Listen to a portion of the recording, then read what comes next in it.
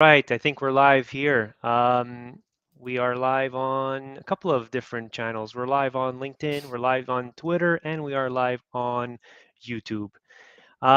So for those who don't know me, I'm Luigi with Assurance IT, and we're happy to host a live event today with one of our partners. Paul Baker from Plurilock is going to be the guest of honor this afternoon. So I'll let Paul introduce himself, and then we'll get into our discussion here. Hey Luigi, thanks for having me on today. So hi everyone, I'm Paul Baker. I direct the partner sales channel for here at Plurilock. Long cybersecurity and partner background. It's kind of what I live for. Awesome. So what do you do on a day-to-day at Plurilock? And tell us a little bit about Plurilock without getting into too many details. I know you're going to show us the product a little bit later. So tell us what you do on a day-to-day, who do you interact with, and what is Plurilock known for? Wow, day to day, I don't think there's ever a typical day for me. I talk to our partners, I talk to our partners' customers, I talk to our direct customers, I talk to my tech team. It's every day is a whole bundle of new things for me. Long, productive, but great fun. So as for Plurilock, we're a Canadian company, and we specialize in identity-driven cybersecurity. So we started out from some research done at the University of Victoria, and primarily we deal with behavioral biometrics, and we'll go into that a little bit later when we see a demo and kind of talk about what we do. We've got offices in Canada, big presence in the US, India. Yeah, we sell globally. Just some really neat solutions. I think we're one of the best kept secrets, and we're trying to do something to change that. Yeah, I know, and I agree with that. I love the biometric behavior tagline. I love what you guys do, and that's one of the reasons why Assurance IT is partnering with you guys. A great team over there, and you're well supporting us. So that's why I wanted to have you on the live and just kind of talk a little bit about Yep. what you guys offer. So before we get into the technology, I want to just bring it down a level and talk a little bit about multi-factor authentication, right? Um, what is it? What is it? Because it's evolved over the years, right? We started with 2FA, now we're multi-factor. So maybe, you obviously, who better than yourself to kind of talk about what multi-factor authentication is to someone who's never seen it before? Yeah, so basically multi-factor means that someone has to present multiple different types of factors or proof in order to authenticate. And typically these factors fall into three categories. So something that you know, so a secret like a password or a PIN, something that you have, and that might be a physical token or a phone or something like that. And then something that you are. So typically that's a biometric measurement, so fingerprints or an iris scan or something like that. Increasingly, actually, we're also seeing location as a fourth factor. With the onset of much more location-aware devices, that's kind of coming out, and it tends to be used in a more of a conditional access way. And what I mean by that is where the location of the user influences how they're able to log in, or if they can log in at all. So, for example, if you're accessing from your corporate network or your corporate office, maybe you just have to use a PIN or a password. Whereas if you're in some other location, maybe you need to do a one-time code or some kind of biometric proof on top of that location thing. Right, and for an example, I mean, I've seen that sometimes where it actually tells you when you're logging in, this is a new device or a new location. Do you want to, authenticate it either through an additional step in your email or whatever mechanism? Is that what you're referring to? Yeah, exactly. Yeah. Awesome. Yeah, we're seeing more of that, and it sometimes becomes annoying. I know that's I'll ask you the question about what people think about that or feel about that. But yeah, I mean, I appreciate you going a little deeper into that. So that's typically like traditionally you mentioned like the traditional methods of MFA were again key fob or like a fob or some kind of token, something they knew and something that they had to carry with them, right? Which Yep. could have been on a phone or software driven as well. Um, we talked about it. What are the biggest objections around MFA? Like, what do you hear? Obviously, you talk to customers on a daily. What are the biggest objections? Why is it not being adopted by everyone? Yeah, I think businesses don't really object to MFA as a concept, right? They realize that in today's world, it's just a necessary business process given the massive number of cybersecurity related incidences that are happening. Companies realize that they have a duty to their customers, their shareholders, and their staff to try and secure things as much as possible. And I think what they really object to is the way that it's been implemented. And I think there's two ways to look at objections. One's from the viewpoint of the business, and the other is from that of the user. And in some cases, these two viewpoints conflict, and it's a pretty big challenge to find that common ground. From the business perspective, they want to provide the best security possible while controlling costs, of course, but all the time balancing that with user needs. Things like physical tokens, for example, they're expensive to obtain. You've got to deploy them. You've got to support them, and IT teams, they don't want to be in the game of logistics, right? They want to support IT things. Software-based solutions like certificates and PKI and stuff like that. It can be incredibly difficult to deploy and support those things outside of managed environments, right? Trying to get users to install certificates on machines and things like that. It's an absolute nightmare, and then trying to cycle the certificates when they go stale and things like that. And really the same thing goes for mobile authenticators, right? If you're not in a managed device world, trying to get end users to install authenticators on their phone, it's just a bit of an IT nightmare for them. And then from the user's perspective, really they care about two things. They care about friction, and they care about privacy. And on the privacy front, there's just huge concerns that biometric data is being captured and could be used if it was leaked. And then we often see users actually pushing back on things like using their own private mobile devices, just because of privacy concerns around that, right? Oh, are you tracking where I am? That kind of thing. But really, I think friction is the main problem here. And anytime you put more friction, more authentication steps in place, you just annoy your users more. Users don't want to have to carry around specific physical devices just for authentication. The classic, the key fob, right? It's easy to lose, it's easy to forget, and it's incredibly inconvenient. And then, of course, even on the mobile device, right, that you carry everywhere with you, there's still a whole bunch of fun and games when you try to authenticate using those. You realize that you left it in the car, or the battery's gone flat, or as does happen, you're gardening at the weekend and your fingerprints have worn off, so the phone won't read your fingerprints anymore. I like that one. It happens, right? It happened to me a little while ago. And the thing is if you put enough of these barriers in place for users, then users initially try and circumvent them. Right, and typically this is by them using things like unsanctioned applications. Just blows holes in your security posture. Right, you go through all this due diligence, getting applications that are going to be secure, and then your users go and use other applications because they don't like MFA.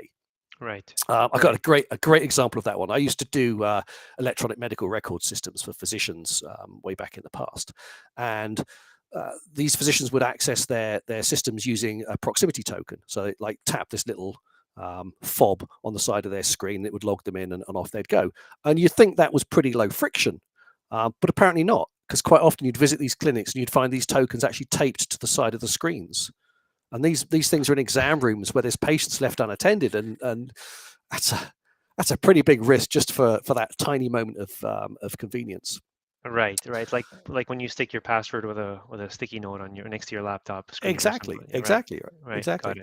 Got it. And thing is, the way that companies are trying to solve some of that authentication friction problem today, especially in the work from home and the hybrid world, is that they're bringing on technologies like single sign-on.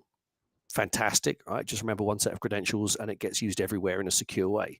But also they're extending the validity period of those tokens that these SSO systems produce. So actually the end users are authenticating less and less often, right? Maybe when they're in the office, they're authenticating 2 or 3 times a day. And now at home, it's not unusual that I go 2 or 3 days without actually doing any kind of MFA authentication.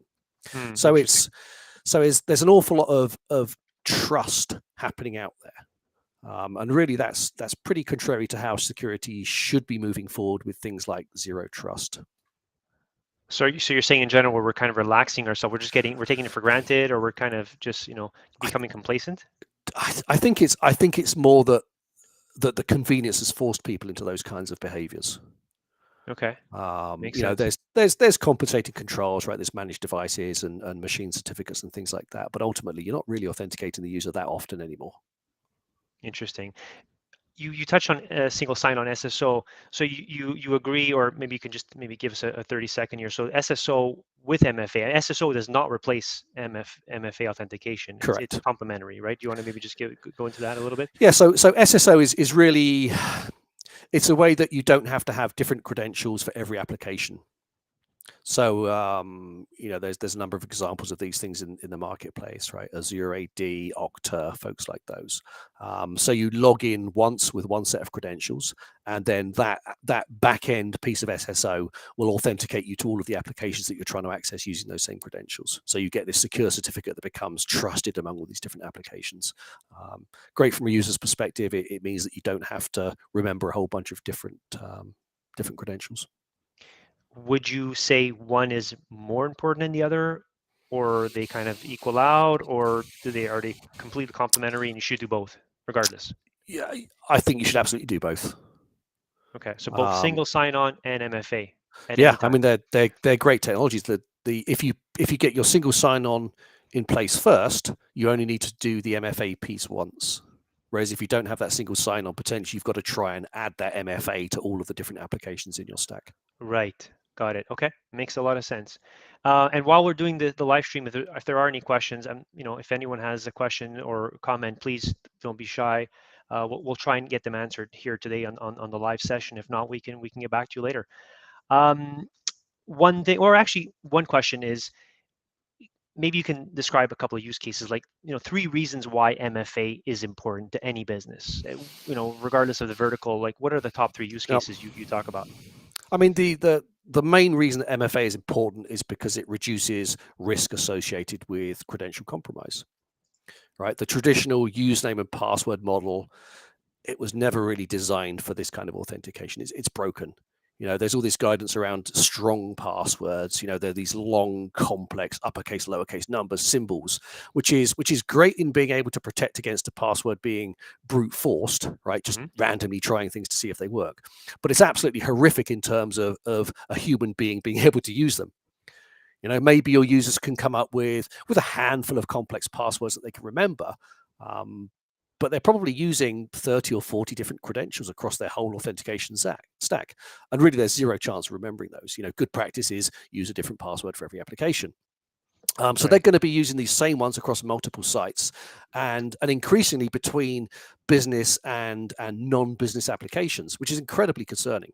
I saw a report recently saying that users are logging into social media sites, for example, with business credentials. And I forget the exact number of what it was, but it was terrifying to me as a security professional.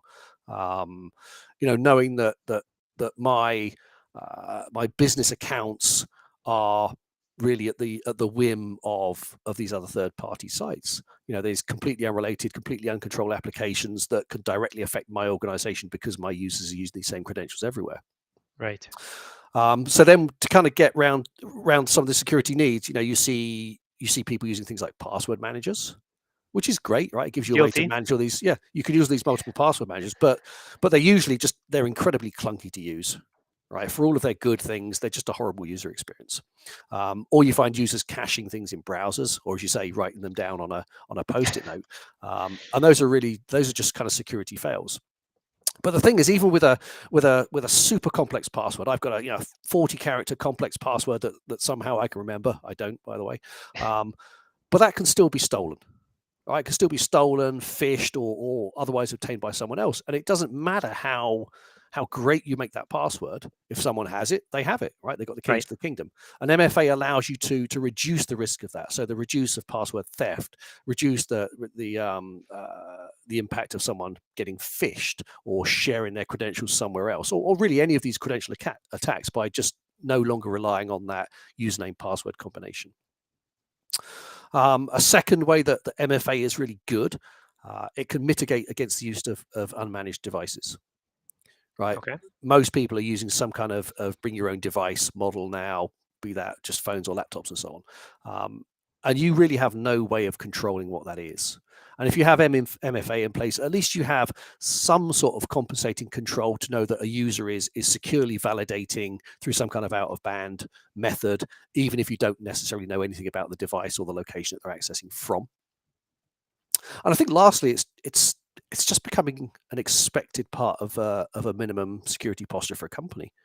It could be to meet regulatory compliances, obviously to try and keep you out of the news in terms of being the next Yep. big breach. And I think it's increasingly going to affect things like cybersecurity insurance as well. Right. I don't think we're far from the situation where a claim may be denied because you didn't have these basic security tools in place, or you may not even be able to get coverage in the first place if you don't have basic security like MFA. Yeah, I can comment to that. I mean, we're working with a lot of clients right now who are getting a lot of pushback from their cyber insurance, companies or brokers who are saying, well, MFA, education to the end users. So because there's such a huge, how can I say, it's a gaping hole from the end user perspective. Like, oftentimes attacks or phishing attacks end up coming through the end user anyway, and that involves educating them, keeping the end workstation safe right through MFA and so on. So I think that it is becoming a must. MFA is one of the top four things that these cyber insurance companies are asking for. I can definitely confirm that. Yep. Yeah. MFA, patching.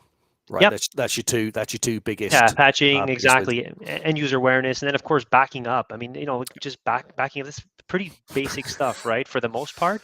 Yep. But again, it's simple reminders, and these are things that a lot of organizations sometimes just leave as a luxury rather than a requirement. So, Yeah. Definitely. Definitely. um, before we actually get to see the demo, I think it's really important because I love what Plurilock does. Maybe you can talk a little bit about what differentiates Plurilock's MFA solution from traditional or other MFA solutions. Yep. Yeah. So I mean, for all the great things that the MFA solutions that we've spoken about do, they all have a common problem, and that's that they only confirm the identity of that user at the moment they log in. Right. So I can present multi factors, biometric everything, and make that authentication incredibly strong. But it's only strong at the moment that I do it. Right. Every minute after that authentication, every hour after that authentication, the confidence that it's still me here doing this work goes down and down. Mm-hmm. But of course, if you try and make users authenticate even 10 times of a day, right, you're going to have a whole bunch of very grumpy users. And of course, the problem gets even worse when you look at today's remote and hybrid workforces. Right? I can authenticate and go and get a coffee in my home office. My spouse, my kids, they all have physical access to my machine. Right? I've got all of my lovely trusted certificates on there. I've got my lovely managed device tools on there. Right? It's a secure machine, but it's being accessed by someone that isn't me. So even while it's not necessarily something nefarious that they're doing, it's a risk, it's a compliance failure, it's a breach, right? A quick download, a quick website visit, and a download of some sort. Good. Yeah. Exactly, right. And even in an office setting, again, not necessarily nefarious, but if you've got a colleague comes and sits down at your machine and starts doing something, right, they're impersonating you in your network, and who knows what they're going to do. Right. Other problem with MFA, of course, is that there's just increasing number of ways in which attackers are able to circumvent them. SMS-based MFA was very, very popular. You can now buy SMS exploit kits over the net for a couple of $100. Ridiculous. There's phishing sites that are actually capturing that MFA step as well, right? So users go in there, they're logging in, and they're actually capturing these codes. And then there's authenticator fatigue as well. Oh, Mm-hmm. another prompt on my phone. Press yes. Another prompt on my phone. Kind of the Homer Simpson nodding bird in the nuclear power plant thing. And as we saw with the Lapsus group recently, right, they're actually advertising for employees to sell them valid credentials. Oh yeah. Right, so they're buying access to systems. They're getting valid credentials. They're getting through MFA in perfectly valid ways, and then going about their attacks unimpeded. So that's kind of a big issue with MFA, right? It's just that one point in time. So we try and do things a little bit differently, and I think obviously a lot better. So we use behavioral biometrics, which Gartner refers to as passive biometrics. So we look at the way that a user types. So the micro patterns in how you press and release keys, the speed and cadence of your typing, that kind of thing. And also how you move the mouse. So how you accelerate, how the directions that you travel in, how far you move, speed, clicks, double clicks, drags, drops, and so on. And these are all things that are inherently unique to you, right? They're a biometric. They're based on your physiology, how your fingers work, how your joints and muscles work, how long your fingers are, and things like that. But it also includes a time factor. So whereas a fingerprint is a snapshot, we look at this movement over a period of time. So there's additional time factor in there. And all these ways that you move as a human being are very unique to you. So what we do is we use these tiny signals to build up a picture of how you interact with your workstation, how you type, how you mouse. And then on an ongoing basis, we can actually compare your current behavior to the profile that we've built for you and say, is this still Paul sat there operating his workstation? Is it another human? Or even you can quite often tell whether it's a script or a bot or something like that doing it. And really the huge difference there is compared to other MFA solutions is that we do it throughout the workday. Right, so whenever your user's on their workstation, we're invisibly performing this biometrically strong authentication on that user every few seconds. So perhaps thousands of authentication events during the course of a day. All right, we don't just look at that one event at the start of the day. We look all day long, continuously answer that question: is it really you? To defeat an MFA, you only have to be successful once. Correct. To defend, you've got to do it again and again all day long. So really it moves beyond MFA and into this world of continuous identity assurance, right? It's incredibly powerful to know that a user is that user with every action they take all day long, and to do that in a way that doesn't involve the user having to do anything. They just go about their normal day, right? And we learn what normal looks like. It doesn't need any special hardware. You don't have to deploy special keyboards or special mice or anything like that. So you get this all-day continuous identity risk score for a user. There's no inference there. There's no trust. There's no certificate. It's all biometric and it's all current. And frictionless, so right? It's frictionless. Yeah, exactly. Right. So if you use that as a signal in your organization on top of any protection that we normally provide, right? I think if you want to put MFA all over the place, right, not just a point of login. Whenever you try and do a transaction or something like that, you can query defend to say, hey, is that user actually sat there doing this? Right. So it gives you that sort of that MFA everywhere. It's just really a foundational element of zero trust without a lot of the pain of some of these solutions. Yeah, no, I've heard this story many times, and it fascinates me each time because it's pretty extraordinary what you guys are doing. So the tough part is we're left with 8 minutes, and I know you love talking about your product and showing your product. So we can give you a quick demo. Can you give me a quick demo in 8 minutes or less? Let me just get logged in because my login's timed out, so I've got to go. I've got to go and get in. Yeah, because that's I mean, again, there's tons of stuff on your website, and there's amazing collateral out there. So if we can just give the audience a quick sneak peek into what it is and how it works, sure they'd get some value from that. All right, let me go ahead and share a screen. Go for it.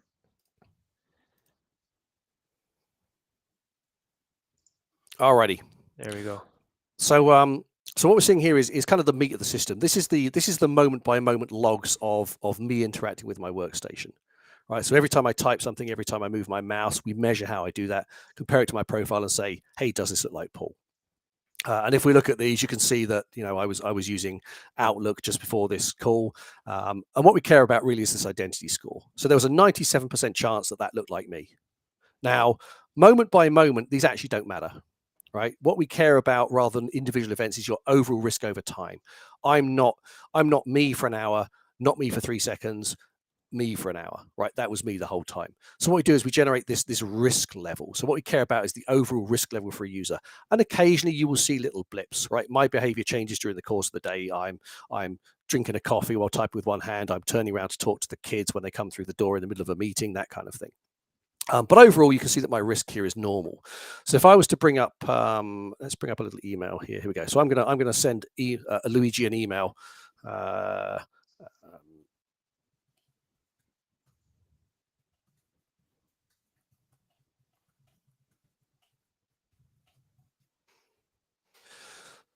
what it's doing is it's looking at the way that I'm typing and it's comparing it to the to my behavior. So you can see here that we generated an event in the log here, and the first one there was a little bit low, but the others two matched. So overall, that looks like me typing. Okay, so I'm putting a few characters in there, and we're generating these events for that. So in a normal course of the day, this is all completely invisible to me as a user. I don't know it's here. I don't know what's going on. I'm just going about my day doing my normal things. So when it's me here, the system is silent. I don't even know it's there. Where it gets interesting, of course, is when things start happening. So I'm actually now going to go and kind of brute forces by just typing with two fingers to give you an idea. So I'm going to just type this with two hands and two fingers and continue my attack here.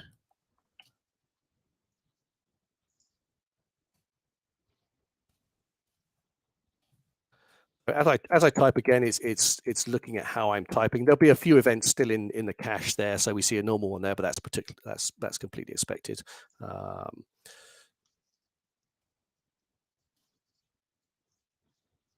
If you imagine I'm a CFO sending this out to someone, right? I'm about to do a pretty significant email compromise there. My two-finger typing is pretty terrible, well, relatively terrible compared to my one-finger typing.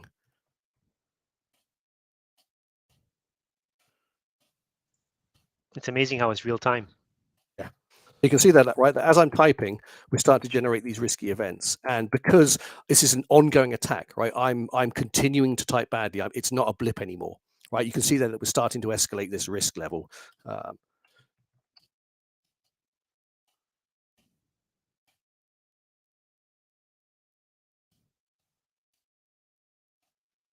So we've gone up to this high risk state now, right? So the system has now said, okay, that's enough, right? So at this point, this is where you would take some kind of action. Now the system can behave autonomously, right? So we can do a lock on the workstation. We can actually send a message out to the valid user's phone to say, hey, we've seen something go wrong here. What do you want to do? We can notify system administrators. We can of course push these alerts out into a SIM or a source system or something like that, so that you can take other responses. But you can see here that within the space of what, a sentence, we've gone from everything looking fine to now I'm suddenly at this high risk state where the system is pretty confident that it's no longer me here operating my workstation. It's not me here being normal anymore. Something's gone wrong. There's some kind of attack here. I'm not the user you expect I am. Nothing's changed in my environment. I'm still on my trusted machine. I'm still on this trusted network. I'm still in this location you expect me to come from. I'm using applications that you expect me as a user to use. But the fundamental key part that's missing from security tools is that now it's actually not me doing it. So that's kind of my 4-minute demo. Amazing, Paul. Wow. So it's pretty neat stuff, isn't it? For me, I mean, just the real time aspect of it is amazing. And then, like you said, you can have administrator kick in or something, get a notification done, and people are notified really quickly on this, right? So it kind of lessens the risk. It lessens the risk of anyone kind of coming in and doing something that they shouldn't be doing. Yeah, absolutely. And just to have this continuous real time risk score for a user, it's incredibly useful. If you bring the stuff into a SIM, for example, you could just change everything about how you approach potential breaches. Right, knowing that it is or isn't the actual user there doing it makes a huge difference to how you respond. And just to be clear, there's a tiny agent running on the end device, right? Just to kind of, so how does that work? So there's a sensor, an agent that's installed on my machine, and all it's doing is it's basically measuring that keystroke timing and that mouse timing data, and sending it up to the server where all the heavy lift is doing. Okay. I can see Laura's got a question about does it track the information? No. So we're not a key logger. We're not looking at keywords. We're not looking for what you type. We're just looking for how you type it, right? So we don't know what you're typing. We don't know sites that you're visiting. We don't know buttons that you're clicking on, things like that. We just look at how are you physically interacting with your workstation. So it's very, very, very privacy friendly. Yeah. That's a great question. Yeah, and a lot of people ask that, and that's important that we clarify that. So there's no data capturing. It's really just learning how you. It's metadata. I mean, on a moment by moment basis, we know which keys they are, but they're not stored. We don't use that as part of the authentication. What you've typed doesn't matter. We don't care. We're not looking at it. We don't store it. We throw it away. We just look at how you do it. Got it. Okay. And so, Paul, I mean, if folks are interested in learning about your solution, where's the best place to go to? quickly? Visit our website first off, plurilock.com. Okay. Look me up on LinkedIn, Paul Baker. You'll find me under the Plurilock group somewhere, or drop me an email, All right. paul.baker@plurilock.com. Fantastic. Look, we just did it in time, 30 minutes. We're Perfect. pretty efficient. I know our teams are going to be happy about that. Paul, it's always an honor, always a pleasure to speak with you. Wish you a great weekend, and we will be in touch probably next week. Thanks, Luigi. It's I'll- great to catch up with you again. I want to thank everyone for joining the live, and we will be in touch. Take Sounds care, good. guys. Thanks. Bye-bye.